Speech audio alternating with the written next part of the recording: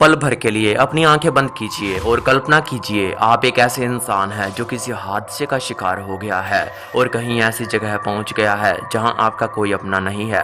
आपके पास ना भूख मिटाने के लिए खाना है और ना ही वापसी की कोई उम्मीद। आपका दिमाग भी धीरे धीरे काम करना बंद कर रहा है। अब अपनी आंखें खोलिए और भगवान का शुक्रिया अदा कीजिए कि यह आपकी कल्पना भर है, मगर क्या आप जानते हैं कि यह किसी इंसान की असली कहानी है। यह कहानी है एक निडर मछुआरे जो सल्वाडोर अल्वारेंगा की। वही अल्वारेंगा जो मछली पकड़ने के लिए समुद्र में उतरा तो लेकिन उसे वापसी में पूरे 438 दिन लग गए। 17 नवंबर 2012 यह वह तारीख है। अल्वारेंगा मैक्सिको के एक गांव से निकला और गहरे समुद्र में मछली पकड़ने उतर गया। इस यात्रा में उसके साथ उसका एक साथी भी था। मछलियां पकड़ने में उसे अल्वारेंगा जितनी महारत हासिल नहीं थी, मगर वो खुद को निखार रहा था। अल्वारेंगा की योजना के हिसाब से उसकी यह यात्रा करीब 1 दिन तक चलने वाली थी। इस दौरान ब्लैक टिप शार्क और सेलफिश को पकड़ने का उनका प्लान था। सब कुछ योजना के अनुसार ही शुरू हुआ था, मगर तभी एक खतरनाक तूफान ने अपनी दस्तक दे दी। भारी बारिश और तेज हवाओं के कारण उसे खतरे की चेतावनी मिल चुकी थी। बावजूद इसके वो अपनी सिंगल इंजन वाली टॉपलेस बोट के सहारे आगे बढ़ता रहा। यह रिस्क उसे भारी पड़ा और 5 दिवसीय तूफान उसे अपने साथ बहा ले गया।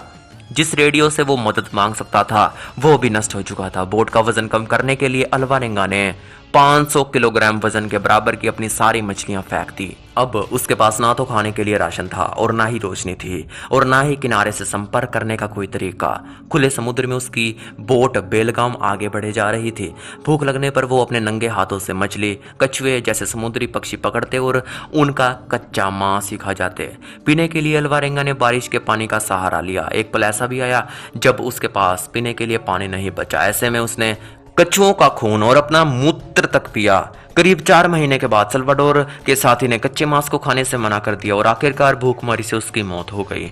मगर सल्वाडोर ने जिंदा रहने के लिए सब कुछ जारी रखा। सल्वाडोर अपनी शुरुआती बिंदु से 10,000 किलोमीटर से अधिक की दूरी पर था। खुद को भगवान के सहारे छोड़कर अल्वारेंगा ने खुद को अपनी बोट के सहारे सौंप दिया। वह खुली आंखों से आसमान में टिमटिमाते सितारों को देखता, इस उम्मीद के साथ कि कोई उसकी मदद के लिए आएगा। उसने अपने आसपास कई सारे जहाजों की चहलकदमी महसूस की, मगर कोई उसकी मदद के लिए आगे नहीं आया। इस अकेलेपन में अल्वारेंगा ने गीतों और भजनों को समय काटने का साधन बनाया। 30 जनवरी 2014 को 438 दिनों के बाद अल्वारेंगा ने कुछ दूरी पर पहाड़ों को देखा। यह मार्शल द्वीप समूह का एक छोटा सा कोना था। उसने अपनी नाव छोड़ी और तैरकर किनारे पर आ गया। आखिरकार वह जमीन पर आया था।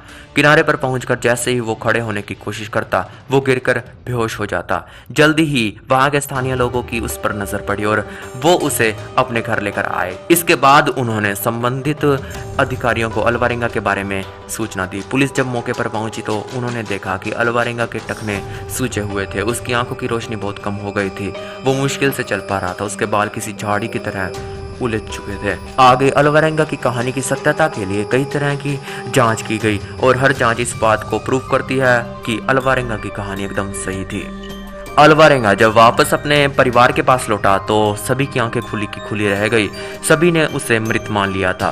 सबसे ज्यादा खुशी अल्वारेंगा के माता पिता और उसकी बच्ची को हुई। 14 साल की बेटी फातिमा अल्वारेंगा के जाने के बाद अपने नाना नानी के साथ रहती थी। यह कहानी थी एक ऐसे आदमी की जो 400 से भी ज्यादा दिनों तक समुद्र में रहा और अपनी हिम्मत के बूते जिंदा वापस लौट कर आया।